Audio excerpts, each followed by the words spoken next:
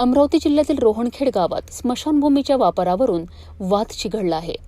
गावातील एकमेव स्मशानभूमीत अंत्यसंस्कार करण्यास काही व्यक्तींकडून अडथळा निर्माण होत असल्याचा आरोप ग्रामस्थांनी केला आहे। ग्रामस्थांच्या माहितीनुसार 21 एप्रिल रोजी एका मृत व्यक्तीच्या अंत्यसंस्कारावेळी काही लोकांनी अडथळा आणत वाद निर्माण केला। या घटनेनंतर गावात भीती आणि तणावाचे वातावरण निर्माण झाले आहे।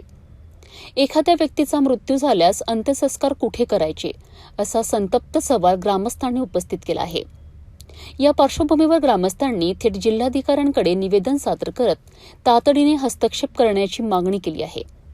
गावकऱ्यांना त्यांच्या एकमेव स्मशानभूमीमध्ये अंत्यसंस्कार करण्याकरता अडवले जात आहे। यापेक्षा मोठं मूलभूत अधिकारांचं हनन कोणतं राहील?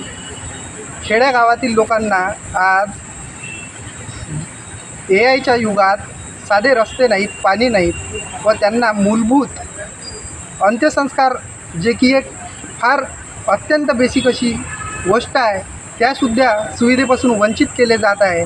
व यावर हे नागरिक माझ्याकडे आले असता त्यावर कुठल्याही प्रशासनानं कुठलीही ॲक्शन घेतलेली नाही।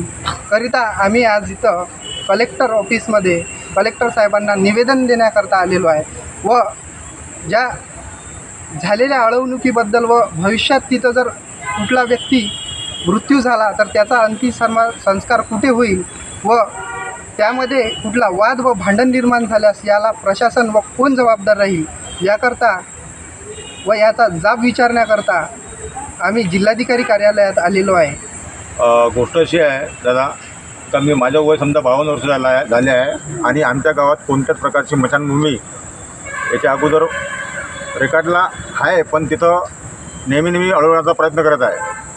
अशा याच्यात एका शेतकऱ्याच्या शेतात 1980 पासून 7-12 रेकॉर्डला नोंद आहे 10 गुंठे जागाची। तिथे आम्ही ग्रामपंचायतमार्फत बांधकाम केले असता काल अचानक आमच्या गावात एक तरुण व्यक्ती जे मृत्यू झाला तर त्याला आम्ही अंत्यसंस्कार करायला नेले असता तिथे अडवण्यात आले आहे।